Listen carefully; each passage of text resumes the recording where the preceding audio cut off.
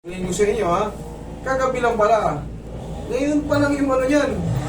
Ngayon pa lang yung retaliation ng ano, siyempre nalamog ka na eh. O, maaaring may tukod mo yan, yung joint mo gumalaw. Pero siyempre, chichikin natin kung na-dislocate.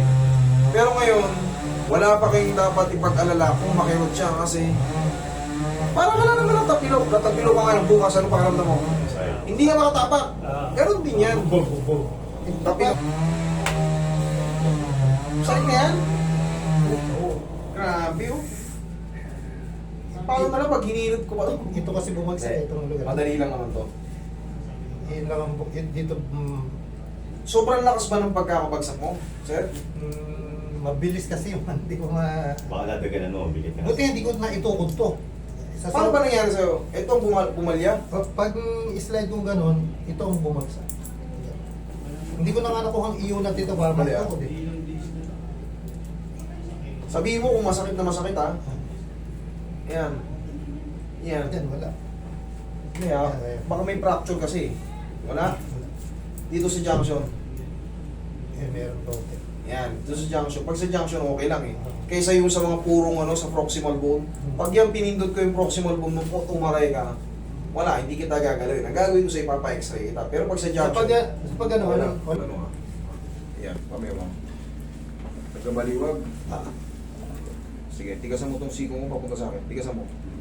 Aray! Sige. Yun, thank you. Yan, diyan ka lang muna. Wait lang. Kaya mo lang muna sumiyaw. Tinulak ko lang yung ano, para yung pagka-forward niya bumalik.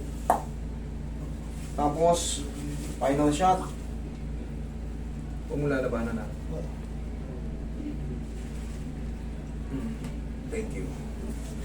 Yan, pahinga muna.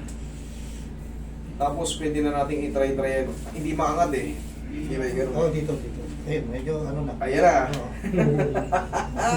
Pero, medyo na yan. yung pamamagaan niyan, still there. Kasi, gaya nga ng sabi ko, wala pa kayong dapat ikatakot. Pero kung para kang naparalisa, kahit pa paano, magbabago yan pag in-adjust.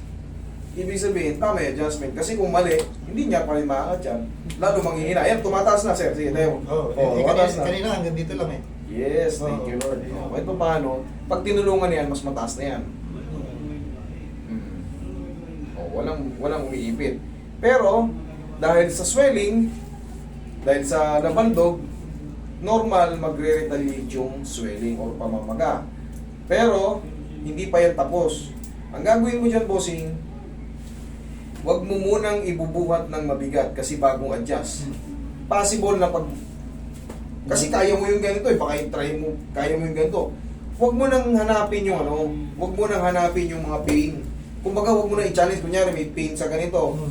Hayaan mo lang muna, at least, lumakas na siya. Huwag mo nang munang, sige, tingnan mo. Ayan o. Taas na. Dito nga, dito lang eh. Wait lang. Dagdagan na natin. Tsaka kanina, konting ano rito, sir, natatanda mo kanina ginanyan kita. Oo, yan. Yan? Oo. Ito na yan. Yan, part ng ano yan. Yung mga ligaments, puno ng ligaments na nakapaganyan. Mamamaga talaga yan pag nawala sa timing yung head humerus mo. Sarap. Pero kanina, yung tumunog kaninang,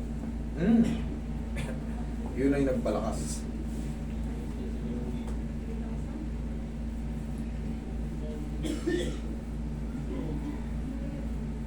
Pero kung may pasa-pasa to, malamang hindi kita ihilutin. Pa-x-ray kita. Ano ba meron ano?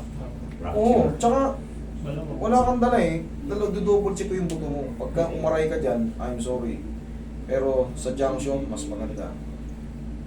Mas mahirap ma-fracture yung mga... Na ano ko nga kanina naman, kung nakatukot ko pala yung kamay ko. Upos.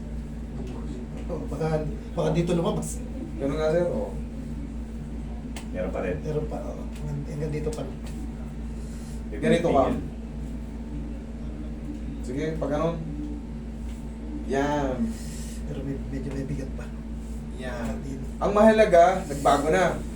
Bossing, wait ka lang na mga 4 to 5 days, pabago yan. Okay, ang mahalaga na ibalik ka agad. Okay?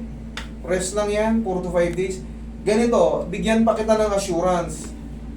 Pag lumagpas yung 5 days, faster, umangat siya pero ganito lang oh. Hmm. Hindi ako papayag. Bumalik ka rito. Tapos, kahit wala akong singilin, ang mahalaga maayos ko. Yun. Okay? Kasi, para malaman nyo lang na yung sinasabi ko na yung normal lang yung retaliation ng pamamaga kasi na kagabi.